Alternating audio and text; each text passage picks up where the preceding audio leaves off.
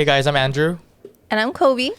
and welcome to Uncut Hawaii. We are on our last and final episode of season 1. We just thought we would have you get to know us a little bit more, go over some of the top moments from season 1, and just have some fun.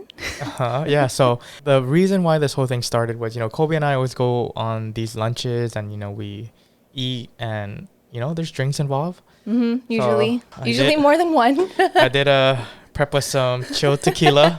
So we're going to start with the way we normally get together and hang out is with tequila. So for those listening on Spotify and Apple and everyone else, I'm pouring out 2 tequila shots for us right now. And this is how we're going to end our first season. Yeah. So And if you have tequila at home, you should be drinking tequila with us. thank you everyone for listening. 12 seasons, we've had such amazing guests, and we're stoked for season 2. Cheers to Uncut Hawaii. That was a big That was one. a giant shot. Woo. Another thing that we do when we hang out, we're usually like with our friends and stuff, and we'll usually play like a board game. Mm-hmm. So we have a game, Nice. which is called Let's Get Deep. Questions for couples. So we might need to skip over some questions, but we just thought that this might help us, just get to know each other more, even though we know each other pretty well, I think. Yeah, we're gonna ask a bunch of questions, and then for you guys to get to know us. Like, when it started, it was like our friends listening, and that's all we kind of just like wanted or expected, and then Right. Yeah. And one piece of feedback that we got was like, hey, talk about yourselves more. Like, we want to get to know you. We usually are just interviewing our guests. So we'll start with the card game. So I'm going to go first. You go first, ladies first. Okay. If this is a sex question, we're skipping It's a it. deeper. It's a deeper. Okay. If a fortune teller could tell you one thing about your future, what would you ask? Ooh, that's deep. I don't know if I want to know my future though. Let's see. If I did though, I would want to ask. I don't know. That's a tough one. That is a tough one. I would want to know how many kids I have, Yeah. just so I can prepare. Because kids are Yeah. expensive. How much money do I need to make before I can start having kids? Yep. Okay, cool. Let's see. All right, we got another deeper. If you could script the basic plot for the dream you will have tonight, what would it be? What? Do you dream? I barely ever dream. I always dream, and I always remember my dreams, and every morning I ask You write Megan, it down? I just think about it. But I ask Megan, or I tell Megan about it, because I always ask Megan, do you remember your dreams? And she doesn't remember anything at all. But I vividly remember my dreams. Really? Yeah. This morning, I told Megan I remembered my dream was I was a superhero chasing down my grandpa driving a black BMW. Really? I don't know why That's so specific. or what it was, but right before I woke up, that was my dream. Chasing Wow. down my grandpa. I don't know what he did, why he's driving a black BMW, and why I had superpowers, but that was my dream. See, my dreams are so so random, where it's a Okay, random so place and a random person. And If you could plot your dream for tonight, what would it be? I don't know. I feel like I would want to just be an adventure somewhere, traveling somewhere exotic, something that's not my life right now. Okay, that's a good one. So just in case you don't know, because this is the first time we're playing this game too. So there's 3 categories of questions, which is icebreaker, deep, and deeper. And this is for couples. So it's Yeah, so I mean, we wanted another game, but it was sold out, and I was like, this is the next best option. But we looked at the questions, it was pretty cool. We just mixed them all up. I think you're supposed to start with icebreakers and then go into deep, and then deeper as the night goes. But you know what? We just mixed it all up, and let's see where it goes. Yeah. Okay. So here is another deeper. Okay. Do you believe in second chances? Why do. or why not? I do believe in second chances. I feel like, everyone evolves differently, and everyone's timeline is different, and, nobody's perfect. Mm-hmm. No matter how bad, people do deserve second chances, and even if it's a small capacity, a second chance is a second chance. I agree. Yeah. Yeah, I agree. What about third chance? Ooh, third chance might be pushing it. Fool me once, shame on me. Fool on twice, shame on you. But fool me 3 times. But yeah, I agree. I agree. Nobody's perfect. Everybody has their. You can't judge someone by their first. Yeah. It's what makes us grow, right? Yeah. Yeah. So I mean, we've known each other for so long, right? But it's we met through this industry. So I mean, tell us like about your How wedding we industry. met? Yeah, I mean, like, no, just talk about like your journey in the wedding industry, and then when we met. Yeah.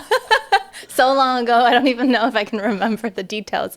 No, so I mean, my journey in a nutshell is that I used to work for the news. I used to work for KGMB, and then I ended up starting Aria Studios 14 years ago. So I was 14. I was not 14. 14 years ago. 14 years ago. Yeah. It's been a while. And so we started off doing like more documentary filmmaking, like work helping nonprofits raise money, working with churches and things. And then randomly we shot a wedding for a friend, and that just like put us on this whole different trajectory where we started with like 1 wedding, then 8 weddings a year, I think. And then the next year was like 50 weddings. And like now our team does like over 100 weddings a year. That's crazy. And it's been such a journey, and I've gotten to meet like some of my best friends, honestly, made just awesome relationships, and met you in the process. Long time ago. In the beginning of Aria, you guys, for the OGs, you guys remember this, but they used to do like these team videos, and I always bring this up every time I see them. But there was one where they dressed up like in like 80s like workout clothes and stuff. This was me and Cash. Yeah. And we just bought a, what was it? Like not a steady cam or It was something. a steady cam. Yeah, and they were like, it was all steady cam shots, and it was like so good. I tried to find that on Vimeo one day, but I'm sure you guys hit it. I gotta ask like Gabe or something to dig it up. It's like gone with the wind. No, but like I remember that, and like when I was in high school, I was already passionate about media and stuff, and like just like so like before social media and anything, it was like Facebook, and I would like look up like, or Vimeo, I'd even look up like Kai Media, Aria Studios, like all of those companies, and like I would watch all your videos and just be like, oh my gosh, I want to work with these people. And I was like, one day I was just like, what? I'm just gonna message them. I'm still in high school, but I want to learn. I want to start shooting, and like I remember reaching out, and Aria was one of the companies that reached back, and we met, we shot a few times. I remember the first time I met you too. I have it on my phone somewhere, but it was like, oh my God, I'm filming with Kolby today. But yeah, it was a cool experience. And, you guys, I consider you guys like the OGs and like pretty much like pioneers of this wedding industry in Hawaii. So it's like I follow in your footsteps, and then grateful that, you took me on, and I was able to have you as my mentor, and like now we're good friends, and now we're co-hosts. You say that, but I recently spoke at this like student conference where it's just like high schools competing, and I like mentioned your name because you went to Honolulu High School and like competed in like these STN, and was a creator there, and I was like, oh yeah, Andrew and I are, and they're like, Andrew Tran, you're like a legend. I'm like, I know Andrew, he's my friend. And they're like, whoa, you're so cool. Those are the days. I mean, it's so cool how like the industry has evolved, and like how our relationship has evolved and whatnot. And I'm just stoked that we are still doing this, and like we took it to the next level. Now, we're business partners, and now we have this going on. So let's take it to the next level. Never getting rid of me. I know. Shucks. I thought this was just a high school internship. Okay, one more question? Yeah. Oh, okay. It's my turn. Yeah. I feel like Rihanna when we did that, and she was like reading our cards, but it's like a different level. All right, this is deep now. Okay. If you had a chance to ask the government one thing, what would you want to know? What do you do with all of our taxes? No. Oh, that's a good one. That's a good one. Let me see exactly where my tax money is going. Yeah. I just poured out another shot. We're not getting into politics here. We can skip. Let me ask you another one. Deeper.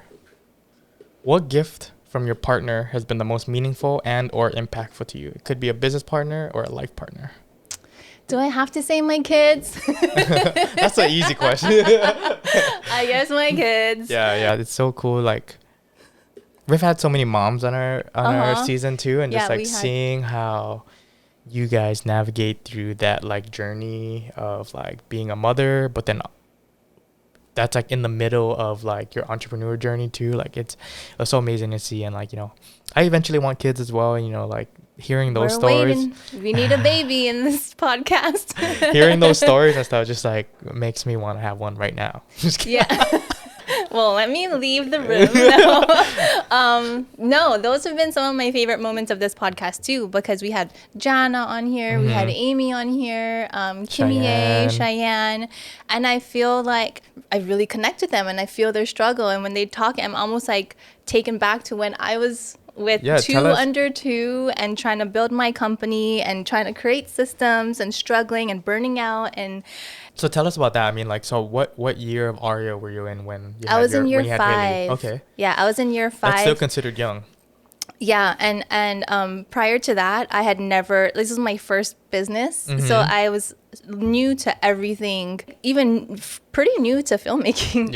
You know, I wasn't like a lifelong filmmaker. That was before DSLRs, guys. Shut up! Any chance to tell me to show how old I am?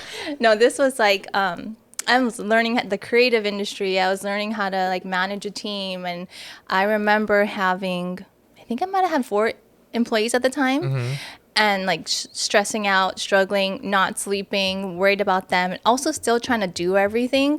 And then I had 2 babies back to back. They're like less than 2 years apart. And then that was at that point where I needed to like let go of control, start putting together some systems, systemizing some things. So it kind of like forced you into it. It forced me into it.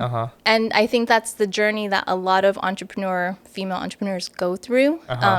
Like if you have the foresight to plan for it, that's amazing. But more often than not, I hear that they're like forced into it because they had kids. Yeah, our first episode, I mean, with Jana, like so grateful she came on, and like you guys, I mean, you guys really connected on that sense where it was like, we all connected because it's like, you know, within our businesses, we value our team so much. And then when she had her first child, like it was either hire someone and trust them, or give up on the company, right? Right. Yeah. Because your company is like your baby. Exactly. So you have this baby and your team, like your family that you're taking care of. And all of a sudden you have this actual baby and family you have to take care of. And then that transition can be really rough. And I think a lot of people at that point, you either are forced to grow and expand, give up some control, or you let it die. Let it die. Much, yeah. And so I mean, like for everyone, like Jana, you, Amy, Cheyenne, like you guys all, you know, just figured it out.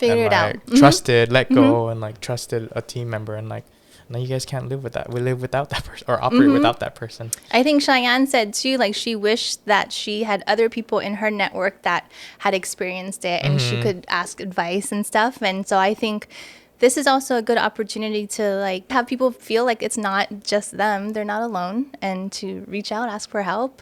There's a lot of people who can, I don't know, understand, sympathize, give some great advice. I had like a couple of great mom friends who are entrepreneurs that really helped me through that time. And I think that was, I mean, that's another thing that's really cool about this podcasting is like, I mean, we had a variety of guests, but then, you know, like through social media and YouTube and stuff, you know, people would reach out and be like, oh, I connected with that part of the podcast or something, or like that guest. And like, I mean, yeah, everyone's story is unique and different, but in a way, it's all very similar. And everybody's going through the same thing and same fears, same doubts, and everybody's in it together.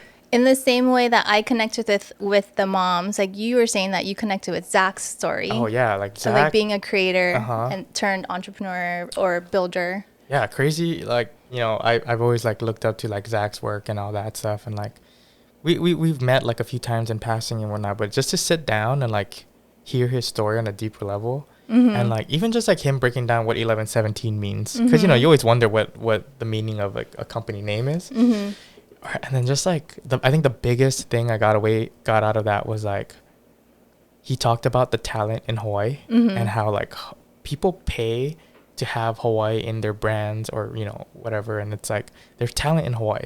He wants to be the, you know, like the connector, like bridging like these connections and building these relationships with mainland brands and then like local creatives and talent. And he was saying too, like, there's not a lot of opportunities here, but he's in it to create those opportunities. And I was like, oh, okay, cool. Like, and you experienced that too, like working with bigger productions coming from the mainland, and then they would hire you to like be the local, I don't know, the filmmaker. So I mean, working with MTV and you know, like these other LA or like just being on set, like it's like these learning experiences, like, whoa, like this is cool and everything, but like I know there's people in Hawaii that can do this too. Yeah. Like it's just like they don't have the opportunity, or they move away and then they're not, you know. So it's, yeah, that was a big one for Zach. Like I really connected with that, and hopefully we all get to do something, you know, and help out the creatives in Hawaii. Yeah. That would be really awesome. Yeah. Call us Zach. Let's take this shot, and then it's your turn for a question. Cheers. Let's do a half a shot.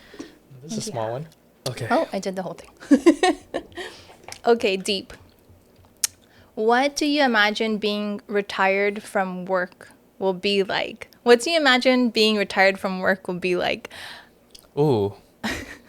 I mean, we kind of talked about this a little bit, but you know, I think retirement is not really an age to me. I know, you know, when they teach you in school and stuff, it's like, oh, you retire at 60 and all that stuff. It's like, I think retirement is like, I don't think I'll ever be like truly retired in a sense. I was going to say, that's exactly what I thought you were going to say. Yeah. Like I love to work and whatnot, but I think in a different capacity, you know, like retired in a sense where you're financially free. I don't have to worry about money. I definitely want to retire my parents, Megan's parents. And then just like no one worry about money, and like we all just like live through life experiences and whatnot. And so, yeah, I don't think retirement as much of as like a timeline or an age. It's more of just like how you feel. Yeah. So. Yeah. And I can't imagine you not working. Oh, 100%. Yeah. So I don't know. I mean, not definitely, the same, you know, kind of work now, but like you're just an ideas guy and like an executor. And so I just can't imagine you not being like that. Even when we're like just hanging out or like not working, you're still with like the ideas. Yeah. And like I know. We were at Kobe's brother's house, Cash, the other night, and we were drinking, and like we were just all talking business, and I hate it. I mean, like, but it's still like it's that's just like our jam, that's what like, makes us excited. We all connect on that, and we all get excited off of that. So yeah, I don't really see myself fully retiring, but I think it's like, you know, at a different capacity, you know, especially when you have kids and everything like that, like working smarter, not harder. Yeah. Cool. Well, these are some good questions. I was not expecting. I was like honestly expecting like a bunch of like sex questions and stuff. Icebreaker question. A simple one. Lose your sense of touch or your sense of smell, and why? Touch. Like, would you just not be able to feel anything? I know. I can't imagine not being able to feel something. Like if I'm not going to lose my hands, I can still like use them, right? Probably, no, but like I would rather lose the sense of touch, because smells bring me back to things. Like it's like I don't know. I like love the smell of flowers. Yeah. Like gardenias will just like come like whiff past me and like instantly think of my grandma. Or like food. Can you imagine? I think if you can't smell food, you probably can't taste food. Like so many people. COVID. Down COVID. A lot of people definitely took smell and taste for granted. Yes. Until they lost it. Yes. But then I was like not be hungry and smell something and instantly be hungry. Always. Yeah. Like I smelled Bryce's meat gen plate just now. And I was like, ooh, that's a good smell. Yeah. What's something you're passionate about and why? And not an obvious answer. I think what I realized over the past couple of years, and I mentioned this to you a few times, but I'm really passionate about problem solving. And I think that's why, like, the entrepreneur side of me, problem solving, and then also, like, within that, helping other people problem solve. So it's like, you know, whether it's like building out a team and like seeing what their goals are and trying to figure out how to accomplish their goals as a team or, you know, individually. Yeah, I think problem solving, like, if there's a problem and there's no solution to it, I like figuring out a way to solve it. Yeah. And it's fun. You're a good problem solver and a good people person. You mentioned that, like helping others figure out their problems. I think that makes a good mentor and a good leader. So yeah, I mean, that too is what I've realized. Like, so, you know, with my journey, like with mentors like you and like, you know, you guys have helped me get to where I am now. So for me, like, I want to do the same for the next generation. I mean, it's just like, how can you give back, or how can I give back, help the next generation, you know, put the pieces together and like help move things along. Yeah. So yeah, that's what I'm passionate about. You have a lot of knowledge to give. Still learning. I say this so much, but like, I really enjoy like sitting down for an hour with these guests. Yeah. We get to know each other more, and then, you know, we get to know our guests a little bit more. Like Ash. You know, you worked with Ash for a long time, or you met her at the station and whatnot. And what are your favorite moments of that episode? From the Ash episode, it was just fun to catch up with her because it was like a whole lifetime ago that we worked together. Yeah. We're just kids. I think of Ash as like this part of my life where we're just we're not kids anymore, definitely not. But this time of my life where we just didn't have like any responsibilities besides showing up to work and doing a good job at work. But also like one of those like formative things where it's like you learn. We were like soaking up all that information. We had great mentors, and so that was just fun to reminisce. But I'm also so inspired by her journey because she's like really put herself out there in so many ways, and she's now like, I'm just proud of her. She's awesome. Yeah, I can't believe I didn't record that little social media clip. That was fun. That was luckily it was just a social media. Oh my goodness, imagine it was the whole episode. That was like, you know, every now and then we'll do like some questions and answers with our guests. And I feel like she had good questions and answers, but luckily the camera audio, the back, that's why we have backups. But it definitely didn't sound as crisp as this. But yeah, that was funny. That was a highlight of season 1. I never did that before. I've never seen you do that ever. Yeah, you're usually so on it with technical. I was probably just distracted or something. I wonder why. Icebreaker. Wow. If you had to cancel one major holiday, which one would you eliminate? One major holiday? I was going to say Valentine's Day, but I do love having Valentine's Day for my girls because they love, like, my husband sends them flowers to the school. Oh, sick. It's so cute. And he's done that since they were in preschool. Oh. So they would have like these huge bouquets of flowers delivered to their school. And then he was like, I'm going to do this until they become adults. Oh, that's such a good tradition. And then hand it off to like whoever they're dating. Let me take some notes. Damn, Peter, that's good. So that's super cute. We got to pick something, some random one. St. Patty's Day. I'm done with car bombs. Okay, one more of this. Yeah, one more, and then let's talk about some favorite moments. Yeah. Okay. Describe a time when you were being defensive and not open-minded. Even I think in just like my beliefs. Defensive in a sense where,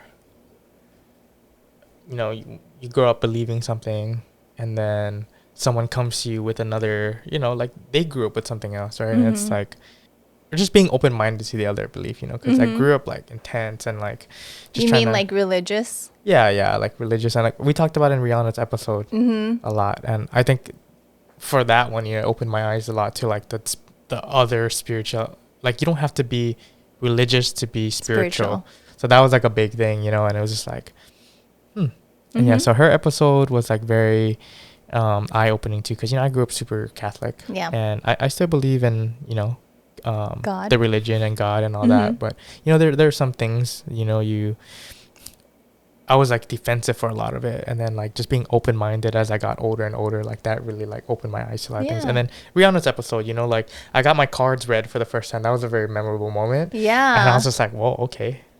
Damn. Did you resonate with what she picked? I did. She said I was like wise and stuff or something, and I was like, oh, like that's kind of cool.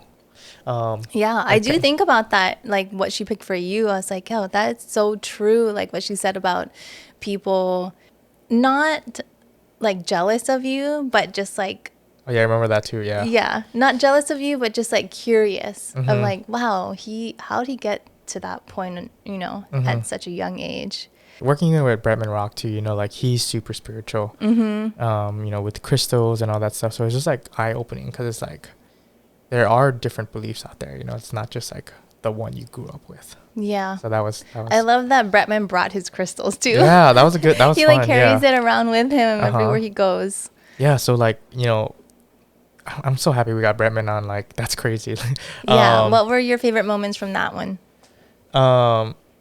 I get to work with him. Like, often, and like I get to see a whole different side of him. I think it was cool just to sit down with like an hour with him, and like you got to experience that other side of him, and then like our viewers got to experience a different side of him. Like he's like super down to earth, and I don't think a lot of people know that. I mean, actually they do, because they know that he's who he is on social media and in person. But it's just like that deeper level, and like he shared a bunch of stories that like you mentioned. When he was talking about his like teachers. Because his teachers. That morning we had posted on Instagram, if you have any questions for Bretman, like let us know, DM us. And then there was a question that came in like from one of his teachers.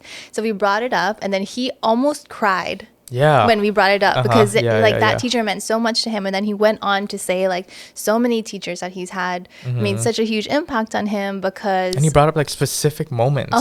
It's crazy. I think a lot of people was like really surprised by that, like how vulnerable he was, and that it's just a side of him that I don't think he puts out there a lot. I don't know. I mean, he is vulnerable. He like shows us all parts of his life, but I feel like that one showed his like soft heart. It was so cute. I think for him too, and like even Zach, like manifesting, like that's something that was introduced to me like later in life as well. And I wish Kimie too. Kimie was a big one. And it was just like, for me, like it was introduced like later in my life, where I was like talking with you and like other people, and it was just like manifesting and like writing things down and like really believing whatever you want to believe in, and it's like visualizing and the universe will meet you. And that's what Kimie kept saying, and I was like, dang, that was a good way to wrap up season 1 as well.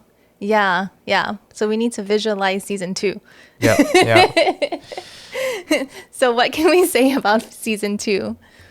So first of all, we're going to take a little bit of a break between seasons, just to kind of regroup and strategize and like really be intentional about what season 2 will look like. We went into this, we just like had an idea. We didn't want to get stuck in analysis paralysis. So like, let's just execute. Let's just like set everything up and do it. Then once we did it, we're like, okay, we got to keep going. So we just ran with the momentum and never really got to sit down and like talk about like our goals and like vision for it. So it is a lot of work. It is. It was surprising how much work it would be, because sure, we sit down and like have these guests and talk for an hour, but after that there's like editing it. It's like uploading it. It's cutting the reels. It's scheduling the next guest. It's preparing for the guest. It's splitting our time, and like Kolby has to fly in every single time for these things, so it's like, how do we schedule it with her schedule and my schedule and their schedule and their schedule as well. So it was a big learning experience, so we're stoked. But I'm proud of us for doing the whole season. Our growth was pretty good too for like 2 to 3 months. We got on Spotify, Apple, consistently posting on YouTube. Our social media, our Instagram has grown a lot too. Only 11 episodes. It's pretty crazy. And so we're gonna take the break during June to just like regroup, visualize our season 2 and like what we want with this Uncut podcast. And don't worry, we'll still be like cutting clips and whatnot on social media, but we're gonna take a break, plan out season 2. We have some exciting goals for season 2 and guests. I think season 2 will be even bigger and better, because like, what we've been learning from season 1 about like manifesting, visualizing, like the hard work ethic, being strategic, that's all the things that we need to do going into season 2, because season 1 was just kind of like one of those, like Andrew said, like, let's just do it and see what happens. But now it's going to take some thinking. Hard work. It's going to be good. And we really are looking for sponsors too. So if anybody wants to sponsor or, help take care of Kolby's flights. Yes. Okay, should we like wrap up with one last question each? Okay. That's a good one. Okay, I'll go first. What does loving someone mean to you? Everyone has a different definition of love. I think to me, especially since I value my time so much and energy, I think loving someone to me is just being able to give them like, or being able to spend quality time with them, and like I think time is a big one. Prioritizing time with them. And sometimes I do have an issue with that, and I'm getting better. But I think time is a big one. Do you know if that's your love language? My, like, what I give out or what I want?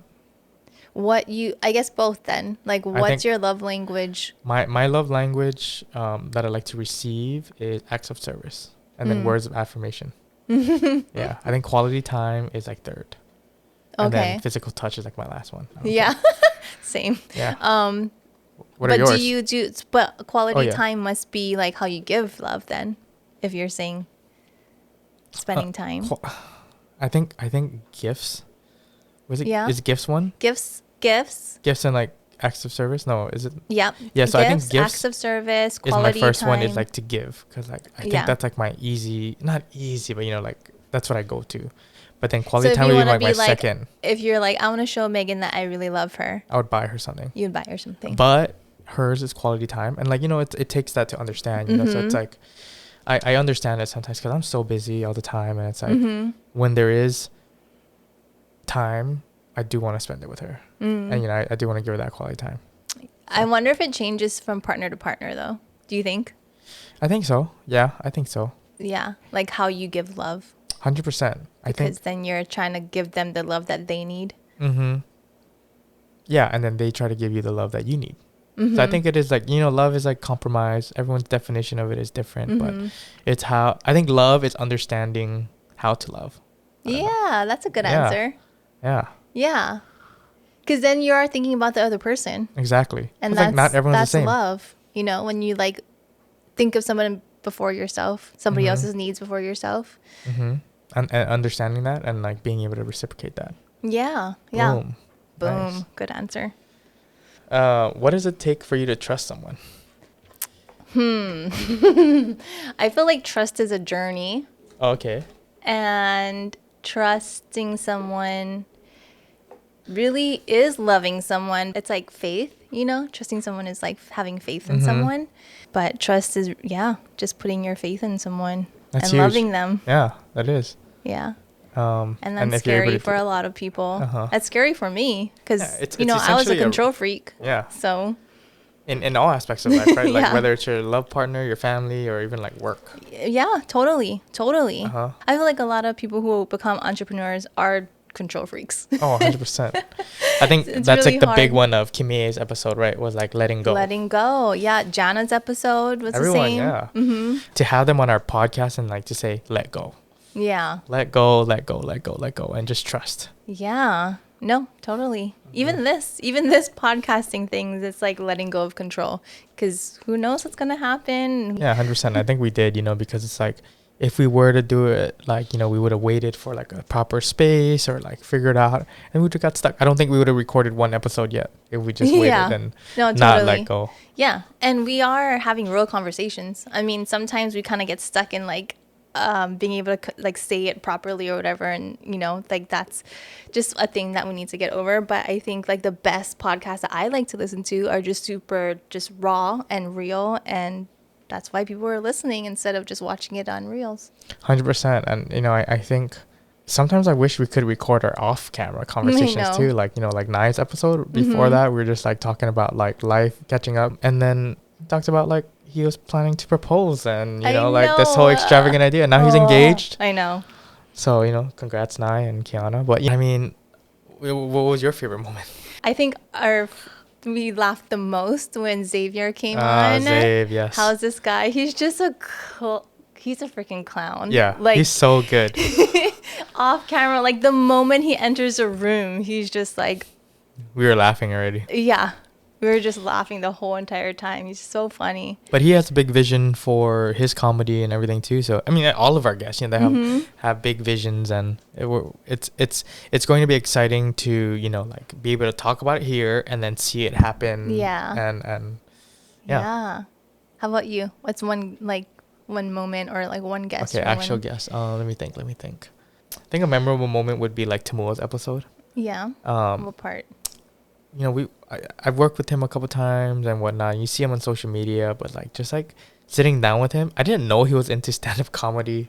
Yeah. Even before social media, I thought he was like social media turned stand-up comic. Yeah. Yeah. But then just hearing about that and like, again, it's about like the pivot in career, right? Like he wanted to be a football player. His dad, his grandpa, they're all football players, and then just hearing about how like like hearing the journey and understanding the journey from his point of view, it makes you appreciate like where he is now. So like knowing that about him, now when I watch his stuff, I'm like even more proud of him, or like even more stoked for him, because I'm like, I know the journey that he's been on, and it hasn't been super easy. And like, yeah, he had like a quick rise to fame, but it's like he had been freaking working at it for years before. Yeah, and what he's doing with it now, you know. Yeah, that was huge. All right, let's do one more question. So one more question. Okay, one more question each. Okay.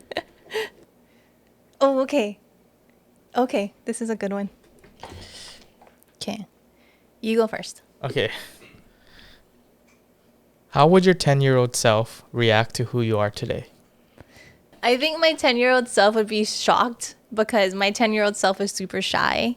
And like I was definitely a follower. I wasn't a leader. I wouldn't like describe myself as a leader at 10 years old. I was quiet, and I was like such a goody two shoes. Like I just wanted everybody to be happy with me, and like didn't want to disrupt anything, didn't want to change anything, just like fell in line, you know. Wow. But so I think 10-year-old Kolby would be pretty shocked, but I think proud. I hope proud. Yeah.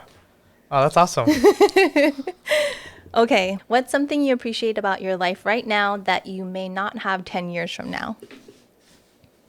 Kind of morbid if you think about it. But Yeah. 10 years from now. 10 years comes by. That's you will be 38. Yeah, that's one thing I realized, like 10 years, that seems long, but it comes quick. I was I know 10 years ago. I know exactly how to answer that. I think, oh no, wait, that sounds bad too though. I was gonna say not having kids, the freedom of it, but I think it's tough because it's like, you know, you lose one freedom but you gain something else, right? Yeah. And it's like the perspective of it. But I would say like my time without kids, not having that worry or responsibility, just trying to focus on yourself. And you should appreciate that now, because let me tell you, it's not going to be the same when you have kids. Oh, 100%. I hear it from everyone, all the new parents and everything. You know, it's like growing up, you know, you have your family and whatnot, and then you start focusing on yourself, and you get into a relationship, you got to focus on someone else, and then you build that relationship, and then, you know, if you decide to have kids, then you start focusing on another group of people. It's like, dang. It's like less and less about you. Yeah. Damn. I'm a Leo. That's tough. I was just kidding. It'll always be about you. No, I would like give you the same advice. Like, appreciate this time. Like, go on as many date nights, as many trips, you know, as you can now. Yeah, that's a big one. Because I know you, and I know whenever you do something, you go all in. So when you do have kids, you're gonna be the best dad, and they're gonna be eating good and traveling and doing all those things too. But yeah, it's take a little bit more work to get them out the door. Oh, 100%. 10 years from now, I hope we are like crushing this podcast on season 65. What are some of your, or what's like your goal for season 2, you know, personally, or for this podcast in general? Yeah, I mean, I think for season 2, more like meaningful conversations, like keep having those like meaningful conversations where you can get to know somebody, and in the process kind of get to know yourself too. I feel like that's been kind of a takeaway. Like I can be like, oh, I see myself in your journey, and inspired by your journey. And I think that's the goal for... Yeah, because other people would feel the same way too. Yeah. How about you? For me, you know, I again, like, you know, this started out as like a passion project, do it for fun whenever we have time, and like the momentum of it, you know, kind of like made me realize like, oh, this is something that like there's something there. We can work on it, get better at it, and like, so it's like for me now, I'm like, okay, how can I shift my life to devote more time and energy into this project? Just figuring out a way to reach more people with this podcast, because I feel like there's something there. I know there's I believe there's something there. For sure. Anytime we get like a comment, or like somebody shares our story, or like you know, watches an episode or comments on an episode, like I feel like it gives me so much motivation and so much joy to see that. It's like, wow, this is actually making an impact. I was not expecting that at all. Yeah, and like for you, like OG, since episode 1, like thank you so much. we kept going because like we would see you watching it, like the viewer count go up. Like, man, people are like looking forward to this. People are hyping this up. People are sharing it on their Instagram. People are like commenting. It's like it means so much to us. So since you moved away, you know, we don't really get to like meet up and stuff all the time. I mean, we text and whatnot, but it's like we get to spend time with each other for like at least once a couple weeks or like in like once a month or something. And it's like I feel like we definitely like evolved our relationship too, and that's something I think is really cool. And like even like, you know, to do like an episode like this and like just like learning how each other like we operate too. Because like figuring out like, hey Kolby, can you do this? Or like, you know, for me, like I was like, oh, I feel so bad because like Kolby's doing like all this like editing and everything, and I'm like trying, so it's just like trying to figure out and navigate that. I think we're learning a lot about each other too. But I think that's like, I like appreciate you so much because I like show up and you're like, I'll come get you, and then you come to the studio and then you like have everything set up, and then a lot of our guests were because of relationships that you had, and so I like have this like new appreciation for you too. Like I am like, we couldn't have done it alone for sure. Yeah, I'm stoked. It's I'm so excited for season 2. Me too. I know we have a lot of ideas that Visions. We're working on. We just want to make sure that it is aligned with who we are and like the content we want to put out there, and but still like having people come on and sharing their story. I think it's been super inspirational. I think season 2 we can keep this deck. We can ask them questions. It'd be cool. It'd be funny. So thank you for listening, thank you for watching, and thank you for subscribing. Should we end it on a shot? Let's go. Cheers to season 2. This is what happens. We just keep taking shots until the whole Costco bottle of tequila is gone. This is the first time it's being documented. Cheers. Cheers to season 2. Cheers to season 2. All right. Thank you guys. That wraps up season 1. Please continue to subscribe, share, like, comment. We'll post some unseen footage on YouTube as well, so stay tuned for that, and see you in season 2.